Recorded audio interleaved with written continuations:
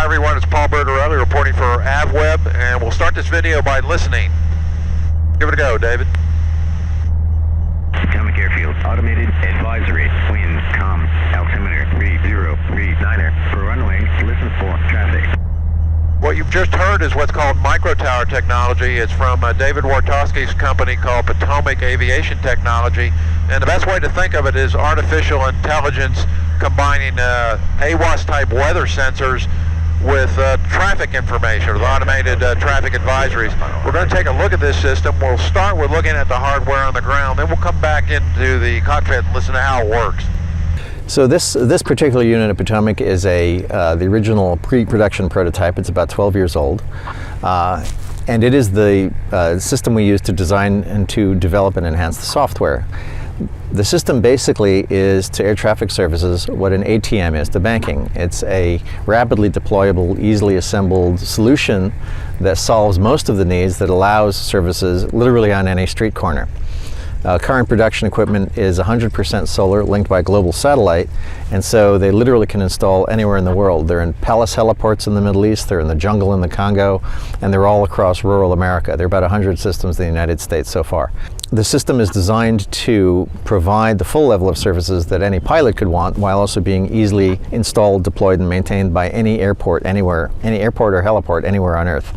System installs in the morning. There's no frequency allocation, doesn't require power, no electrical permits, doesn't require any sighting analysis. You literally stick in the ground like a windsock pole. It's actually easier than a windsock pole. Two people who've never seen one can have it installed and fully functioning in about half a day. When they turn it on, it does a series of self-diagnostics in simple, intuitive human terms. We did one demo in India where the system actually instructed the installers that they had forgotten to connect a radio antenna, so we can detect it and we can provide those kinds of instructions.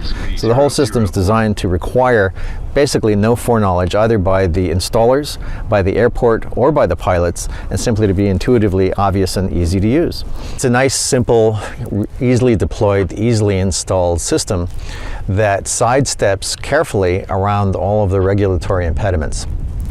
It shares the airport's existing common traffic advisory frequency. It's an artificial intelligence that applies judgments, an expert system. So it calls crosswinds, wind shear, calls specific runways, greets inbound pilots, does radio checks, the whole 9 yards. And it does so as an artificial intelligence would do. The system will, when a pilot is coming in, it will listen to patterns on the frequency and actually greet the pilot, informing them of the system's presence and how to use it. And then pilots typically activate it with clicks. 3 clicks brings up an advisory. 4 clicks, oops, I did 2. 3 clicks brings up an advisory. And then 4 clicks brings up a radio check. Automated advisory, wind 040 at 6, altimeter 3037, for runway, pilot's discretion. For example, right now it's not calling visibility because the visibility is 10 miles or better, so there's no point in tying up a CTAF to tell everyone what's already obvious. It also won't call dew point or temperature unless they're close and they're relevant to flight operations. So the AI is the system that is interpreting its external information, and it's applying expert knowledge of traffic patterns, flight operations, runways, everything relevant to that particular airport or heliport. Taking off IFR when there was no, before we had this technology, there was no way to know absolutely that your radios were working. So you'd sort of take off into the shmoo and pray that that departure could pick you up. And I was going to be going up the eastern seaboard IFR on a Friday night, and they could pick up my carrier but no voice. So I said I don't want to do. So I ended up. It was a small crisis. So I thought, okay, how do we eliminate that? And so one of the first things is a radio check, 2-way radio check. So you activate with 4 clicks. Transmit radio check. 121, check comm 1. 21, check comm 1. Power 9er does 10. Good power on that. Transmit radio check. 121, check comm 2. 1, check comm 2. Power 10 does 10. Okay, so it's telling me I've got a good strong signal from both transmitters, and I've got voice modulation. You know, everything's working. The headset's all the way to the transmitter and all the way coming back. Before you take off, obviously, you want to find out what the surface conditions are like. So 3 brings it up. 3 clicks. Potomac Airfield, automated advisory, wind 070 at 6, altimeter 3042. Conditions favor runway 02, pilot's discretion. Okay, so it's making the judgment that there's no traffic floating around, so it's easy enough for it to call a runway. So it'll actually call a runway, even that's sort of subtle. And what if there were traffic?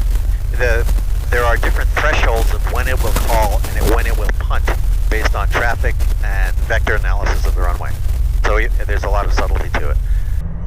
And you can find out more about the MicroTower technology at Potomac-Aviation.com.